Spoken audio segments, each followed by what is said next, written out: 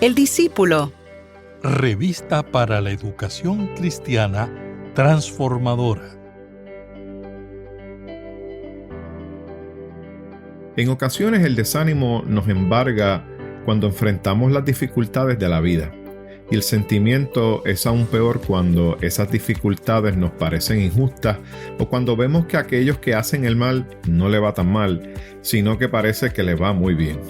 En la clase de hoy veremos cómo el mensaje de Dios a través de Habacuc nos anima a esperar con fe y confiar en el tiempo de Dios, ya que se avecinan días mejores. Mi nombre es el reverendo Luis Felipe Ramos Román, pastor asistente en evangelización y educación cristiana, y te invito a que juntos participemos de esta experiencia educativa. El discípulo. El discípulo. Una revista para la educación cristiana transformadora.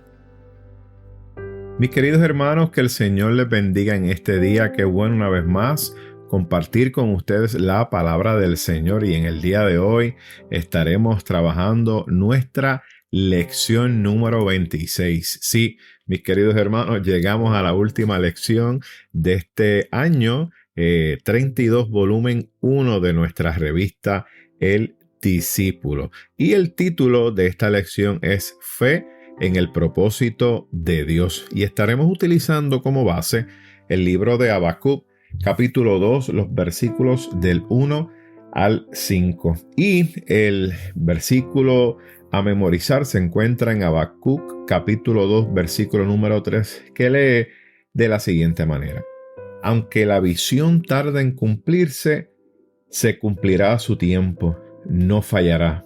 Aunque tarde, espérala, porque sin duda vendrá, no tardará. Y en el día de hoy queremos cumplir con los siguientes objetivos. El primero es analizar las circunstancias históricas que resultaron en la pregunta del profeta y la respuesta del Señor. Número 2, enumerar los beneficios de esperar el tiempo de Dios.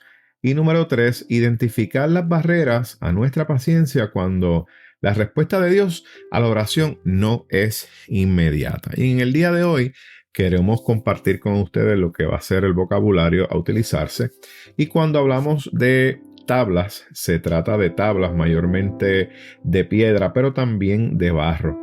Y se requería que fueran planas, ¿verdad? Y que estuvieran aptas para escribir en ellas. En muchos casos estas tablas eran lo suficientemente grandes para que fueran puestas en público y pudieran ser vistas, ¿verdad?, por las personas que caminaban por el área. Y en otros casos las tablas eran más pequeñas y eran más fáciles de poder transportar.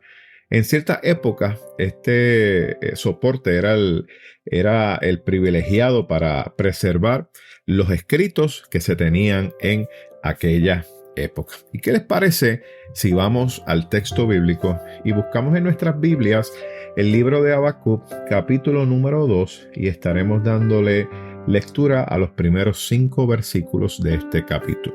Y leemos la palabra en el nombre del Padre, del Hijo y del Espíritu Santo. Amén. En mi puesto de guardia estaré, sobre la fortaleza afirmaré el pie. Velaré para ver lo que se me dirá y qué he de responder tocante a mi queja. Jehová me respondió y dijo: escribe la visión, grábala en tablas, para que pueda leerse de corrido. Y el verso número 3 dice: aunque la visión tardará en cumplirse, se cumplirá a su tiempo, no fallará. Aunque tarde, espérala, porque sin duda vendrá y no tardará. Aquel cuya alma no es recta se enorgullece, mas el justo por su fe vivirá. Además, el que es dado al vino es traicionero, hombre orgulloso que no prosperará. Ensancha como el Seol su garganta y es insaciable como la muerte. Aunque reúna para sí todas las naciones y acapare para sí todos los pueblos. ¿Qué les parece, mis queridos hermanos, si tenemos una palabra de oración en este día? Buen Dios y Padre nuestro, te alabamos y te bendecimos en este día y queremos darte gracias por tu palabra. esta palabra que ha sido leída, Señor, en nuestros corazones. Y te pedimos, Señor, que ministres en cada uno de nosotros y que puedas hablar, Señor, a nuestras vidas. Gracias por cada hermano y hermana, Señor, que nos escucha a través de estos medios. Y te pido, Señor, que tú te glorifiques con poder. Y te pedimos todo esto en el nombre de tu Hijo amado. Amén, amén y amén. Bueno, mis queridos hermanos, quisiera poder compartir con ustedes una introducción acerca de este libro de Habacuc. Y estos libros del Antiguo Testamento, de estos profetas que se le conocen como profetas menores, en muchas ocasiones están como que escondidas en la Biblia, ¿no? En el Antiguo Testamento, porque realmente a veces tienen 3 capítulos, 4 capítulos, y en el caso de Habacuc, sí, es uno de estos libros que tiene pocos capítulos. El libro de Habacuc tiene 3 capítulos. Y el libro de Habacuc se encuentra entre los libros de los profetas del siglo VII. Y esto es muy importante y más adelante voy a estar dejándoles saber por qué, ya que el contexto histórico en el cual se desarrolla este libro es muy importante para entender lo que estaba pasando a nivel social. El libro de Habacuc se encuentra dentro de estos profetas del siglo VII, pero también se encuentra Nahum, Sofonías, Abdías y Jeremías, que muchos de nosotros conocemos mucho este libro, el de Jeremías, porque se le conocía como el profeta llorón, así se le llamaba. Bueno, la realidad es que estos profetas que acabo de mencionar tenían una labor, y se entienden que la labor de estos profetas fue inspirada en parte por las reformas socio-religiosas del rey Josías. Ustedes saben que en la historia de Israel, el rey Josías fue bien importante. Fue bien importante porque estas reformas se dan antes que cayera el reino de Judá, y se da también en un momento donde se da este sentir de resurgir, vamos a decirlo así, un avivamiento que estaba ocurriendo, ¿verdad?, en el pueblo de Judá. Y se entiende que estos profetas fueron inspirados en parte por estas reformas religiosas del rey Josías, donde sabemos, ¿verdad?, que destruyó todos los altares de Baales, trabajó el templo de Israel, los renovó, buscó que se restaurara lo que era la adoración en el templo, que se adorara solamente a Jehová.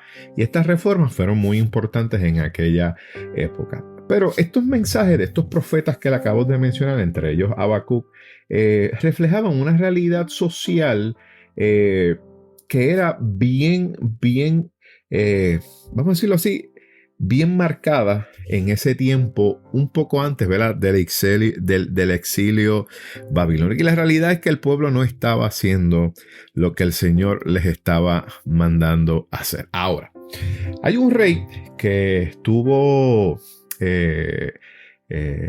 Israel, que es el rey Manasés. Y este rey Manasés se entiende, ¿verdad?, que fue el rey que más duró 44 años entre la historia de los reyes de Israel y los reyes de Judá. Así que se extendió aproximadamente por 44 años su reinado.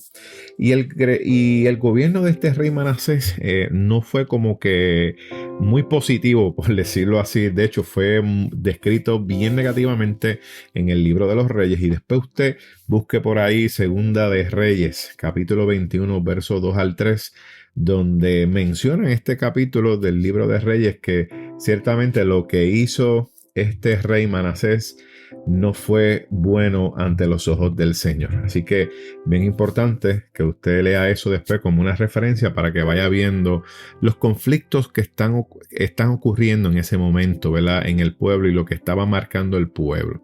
De igual manera, nos dice en Segunda de Crónicas, capítulo 33, el versículo 10 nos dice que este rey Manasés, que duró casi 44 años, fue capturado por los asirios, y dice el texto en 2 de Crónicas 33:10 que lo encadenaron con cadenas de bronce y lo llevaron a Babilonia. No se supo más nada de ese rey y se entiende que murió.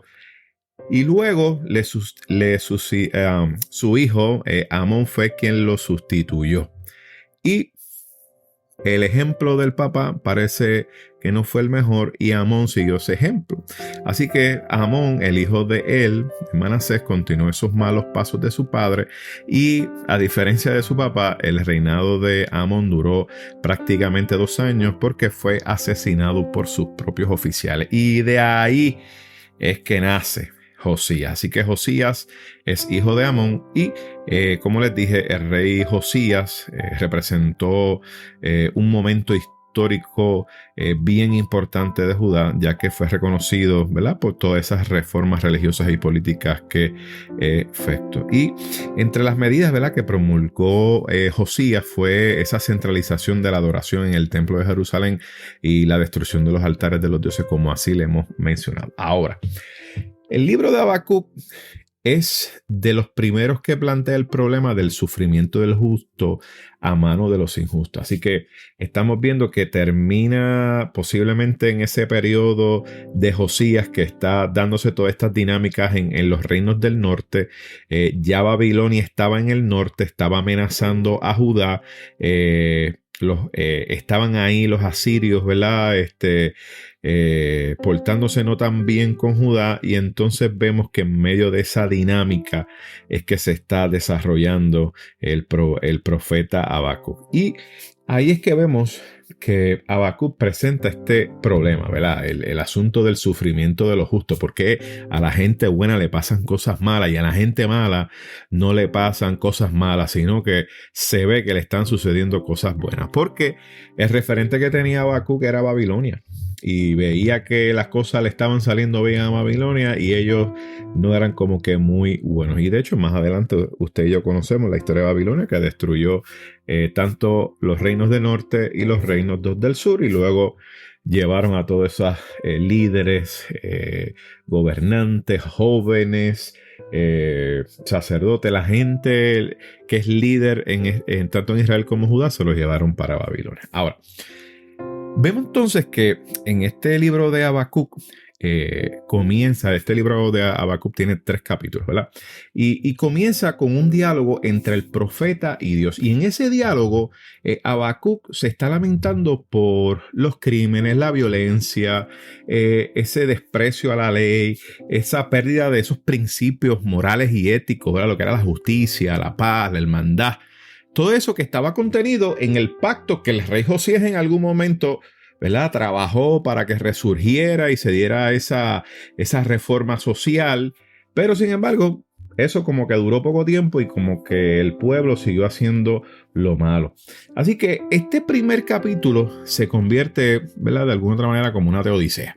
Ahora, el segundo capítulo de Habacuc, que es el que concierne, nos presenta un reto, ¿verdad?, a las personas para que permanezcan fieles a Dios en la esperanza de que Él va a intervenir, pero en el momento preciso, no antes ni después, sino en el momento preciso. Y lo vemos, ¿verdad?, en ese capítulo 2 de Habacuc, en los versículos 3 y 4 que estamos estudiando, en donde nos habla acerca de esperar en Él, que esperemos en Él. Ahora, el tercer capítulo, cuando usted lo lee, se da cuenta que tiene ciertas características muy parecidas a los himnos de los salmos. Y sí, en efecto, esto es una oración, es un salmo, es un cántico de Habacuc. Algunas personas le llaman el salmo de Habacuc. Y cuando usted lo lee, se da cuenta que tiene una introducción y emplea en muchas ocasiones la expresión Selah. Y ese Selah usted lo ve en los libros de los salmos. Ahora, este salmo de Habacuc está alabando a Dios, ¿verdad? Y lo hace empleando una metáfora que proviene, ¿verdad?, del contexto de la guerra, donde Jehová se presenta como ese guerrero divino. Además, tiene el estilo característico que encontramos en los salmos de lamento y de confianza. Y en un tiempo vemos, ¿verdad?, que en un tiempo de gran dificultad, el profeta tiene la convicción de que Dios intervendrá para salvarlo. Y esto es importante que lo recalquemos, porque mientras Habacuc está escribiendo esto, está ciertamente confiado de que Dios va a intervenir. ¿En qué momento? En el momento de Dios. En el momento de Él, no en el tiempo nuestro. Y esto que nos está presentando Habacuc, miren, mis queridos hermanos, para nosotros tiene mucho significado, porque en ocasiones queremos que Dios actúe en el tiempo en que nosotros queremos. Y la realidad es que Dios va a actuar, pero en el tiempo de Él, no en el tiempo nuestro. Pero mientras Dios actúa, Dios nos invita a que esperemos en Él, que tengamos, mire, la fe de que Dios va a intervenir. Y más adelante vamos a estar hablando de ese aspecto, ¿verdad?, de la fe y lo que significa, ¿verdad?, que no es otra cosa que la fidelidad. Es que mientras esperamos a que Dios obre, usted y yo tenemos que permanecer fieles a Dios, permanecer en esa fidelidad a Dios, a que continuemos haciendo lo que tenemos que hacer en nuestra cotidianidad, siguiendo dando el ejemplo del Evangelio. Eso se llama ser fiel, eso se llama fidelidad, eso se llama esperar en fe. Y me encanta mucho esto, ¿verdad?, porque esta confianza ciertamente proviene de que el profeta está claro que Dios va a reivindicar al justo y ciertamente va a destruir los planes del que es malvado, ¿verdad? Y el profeta hace mención, ¿verdad?, en esa oración, que Dios va a dar consuelo. ¿A quiénes? Bueno, a aquellos que están sufriendo injustamente y aquellos que han caído, ¿verdad?, en momentos difíciles. Miren, Dios va a intervenir, Dios va a consolar. De hecho, en el libro de los Evangelios nos habla, ¿verdad?, en las bienaventuranzas, ¿verdad?, bienaventurados aquellos que sufren. Y ciertamente porque van a recibir consolación. Ahora, cuando vamos al análisis literario de este libro, me encanta mucho porque los dos primeros capítulos se presentan en forma de un diálogo.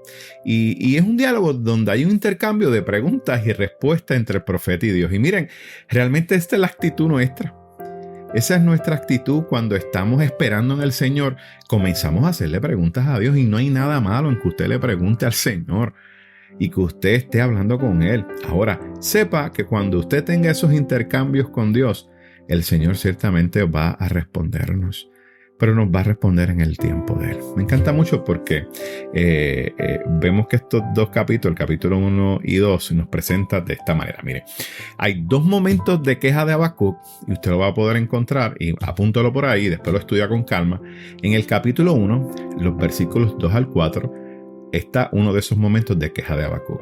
Y en el capítulo 1, los versículos 12 en adelante hasta el capítulo 2, 1. Ese es otro momento de queja de Habacuc. Pero también tenemos dos momentos para escuchar a Dios, ¿sí? Porque hay que aprender a escuchar a Dios. Porque en ocasiones estamos tan metidos en pedirle y hacerle preguntas al Señor y pedirle respuestas al Señor que nos olvidamos que tenemos que hacer unos silencios para escuchar a Dios. Pues esos dos momentos que aparecen en el libro de Habacuc, donde vemos que Habacuc está escuchando a Dios, se dan en el capítulo 1, los versículos 5 al 11, y también lo va a poder ver en el capítulo 2, de los versículos 2 al 20. Y ahí vamos a ver esas respuestas, ¿verdad?, de parte de Dios a Habacuc. Y en estos dos capítulos, fíjense, cuando usted los lee, se da cuenta que la fe del profeta es conflictiva. Hay un conflicto. Pero de igual manera, estos primeros dos capítulos nos describen las acciones de Dios. Ahora, cuando vamos al tercer capítulo de Habacuc, nos presenta, ¿verdad?, una teofanía que estuvimos hablando en clases pasadas, ¿verdad?, que es una manifestación de Dios. Y le sigue un testimonio personal. Y vemos que en ese capítulo 2 hay un momento para elevar una oración. Sí, porque en momentos que nosotros damos quejas al Señor, le hacemos nuestras preguntas y estamos dispuestos a escuchar a Dios, no importa cuál sea la respuesta del Señor, sea lo que nosotros queramos o sea lo que no queramos, siempre tenemos que terminar con una oración a nuestro Dios, con una adoración a Dios, porque Él es el Dios todoconocedor y el todopoderoso. y el que hace su voluntad en nuestras vidas. Y este capítulo número 3 también nos presenta, ¿verdad?, que la fe del profeta es triunfante. Así que los primeros 2 capítulos vemos esa fe del profeta que es conflictiva y aquí lo vemos con una fe que es triunfante. Y ciertamente ese capítulo nos muestra quién es Dios. Ahora, cuando usted comienza a leer el texto se da cuenta que Habacuc está atento como un centinela y está esperando que Dios les responda. Y quizá Habacuc está esperando una reprensión de parte de Dios, un regaño, ¿verdad? ¿Por qué? Pues porque lo había confrontado. Sin embargo, más adelante vemos en los versículos 2 al 20 del capítulo 2 que nos presenta esa respuesta de Dios donde le asegura a Habacuc que sí, que él va a castigar a los malvados en su debido tiempo, pero no en el tiempo de Habacuc, en el tiempo de Dios. Y me gusta mucho porque cuando usted sigue leyendo, ¿verdad?, ese capítulo número 2, versículos 2 en adelante, vemos en el capítulo 2, versículo 2, que hay un término que se utiliza y es el término de visión, ¿verdad? Y este término se usa, ¿verdad?, o suele aplicarse al mensaje profético, ¿verdad?, que recibe un profeta de parte de Dios. Y ahí el Señor le está diciendo al profeta, escríbelo en unas tablas. Escríbelo. Este mensaje, porque es necesario que este mensaje que te voy a dar sea un testigo permanente. En otras palabras, quede esto para la historia, ¿verdad? Ya que la profecía que el Señor está dando a Habacuc, esa visión, no se va a cumplir de manera inmediata, va a cumplirse más adelante. Y por eso es importante que él le dice al profeta, escríbelo. Para que cuando pasen los años y la gente lo vea, diga, es que Dios así lo dijo. Y esto, mis queridos hermanos, también nos habla a nosotros. Porque las promesas que Dios ha hecho en nuestra vida para con nuestra familia, las promesas que Dios están escritas ahí en su palabra, miren, mis queridos hermanos, son promesas que Dios va a cumplir. No tengas la menor duda. Y Dios lo va a hacer en su tiempo. Y yo sé que la espera desespera, yo sé que no es fácil, especialmente cuando usted tiene un hijo que está enfermo y usted está pidiéndole a Dios por un milagro. Y usted sabe que Dios ha dado la promesa que Él lo va a sanar. Y usted está en espera. Pues mire, hermano, amárrese a esa promesa. Porque lo que Dios ha prometido, Dios cumplirá. Y las promesas que están escritas en su palabra, mis queridos hermanos, son ciertas. Cuando el Señor nos dice a cada uno de nosotros a través de su palabra, cree en el Señor Jesucristo. Cree en el Señor Jesucristo y serás salvo tú y tu casa. Mis amados hermanos, así va a ser. Pero mientras esperamos en fidelidad, en fe, no es que usted se va a sentar en una esquina a esperar. No. Es que usted tiene que hacer lo que corresponde. Es una fe, mire, activa, donde usted va a estar caminando en fe, actuando en fidelidad, en esa fidelidad a Dios constantemente y esperando ese milagro de Dios. Sí, así es que trabaja esto. Me encanta mucho esto porque fíjense, cuando se escribe algo en una piedra o en una tabla, vamos a decirlo así, hay un mensajero que tiene que llevar esa tabla y hay un mensajero que tiene que leer. O sea, ese mensajero, ese heraldo, tiene una tarea y es anunciar esa palabra a toda la nación. Y las promesas que el Señor ha hecho, es necesario que usted y yo las anunciemos. Y la mayor promesa que Dios ha hecho es que ha dado su Hijo unigénito para todo aquel que en Él cree, no se pierda, mas tenga vida eterna. Mis queridos hermanos, esa promesa del Señor hay que proclamarla a toda nación.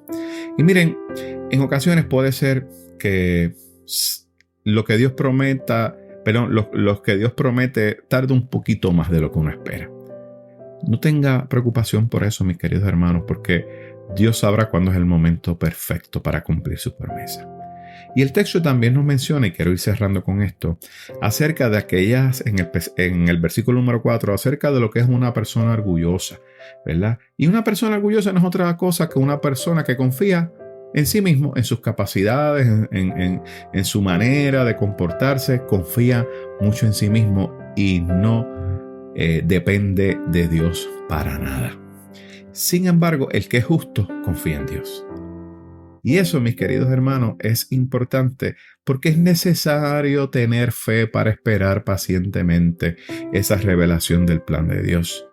Y la persona que es justa confía en que Dios va a llevar a cabo su plan. Y esta frase que es icónica, mas el justo por su fe vivirá. Aparece, miren, 3 veces en el Nuevo Testamento. En Romanos capítulo 1, versículo 17, en Gálatas capítulo 3, versículo 11 y en Hebreos capítulo 10, versículo 38. Y usted lo va a ver ahí. Así que la fe que Habacuc describe y la que los autores del Nuevo Testamento mencionan es una fe que confía siempre en Dios y que se aferra a sus promesas, aún en los momentos, mis queridos hermanos, de mayor oscuridad. Así que en este día, si Dios ha hecho promesa para tu vida, espera en Él. Porque en los momentos de mayor oscuridad, yo le aseguro que si usted se aferra a esas promesas, miren, podrá usted soportar. Y aunque ande en el valle de la sombra y de la muerte, usted no tendrá temor alguno, porque Jehová estará con usted. Y cuando llegue el momento de cumplir sus promesas, será en el momento perfecto de nuestro Dios. ¿Qué les parece si tenemos una palabra de oración? Amado Dios de justicia, en ocasiones la vista nos engaña al evaluar el éxito de los malos. Nosotros somos los injustos y no tú, Señor. Danos tu gracia para que confiemos en ti a pesar de lo que vemos en el presente, ya que sabemos de qué lado de la historia te has posicionado. Te lo pedimos, Señor, en el nombre de Jesús. Amén, amén y amén. Mis queridos hermanos, que el Señor les bendiga y esperamos estar con ustedes la próxima semana.